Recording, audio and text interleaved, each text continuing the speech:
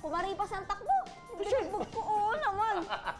Lalaking lalaki tong anak mo. Kaya nga Prince ang pangalan niyan. Tignan mo, gwapong-gwapo. Ano, Prince?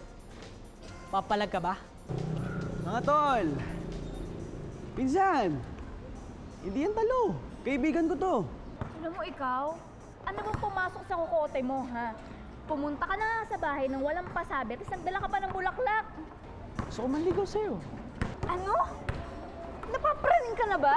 Huwag mo nga pagtitripan. Prince. Oh, bakit ka ganyan mga tingin? Nakakainis ka kasi. Mali ba na ligawan ka? Mali ba yung magdala ko ng bulaklak? Ano nakakain sa ginawa ko?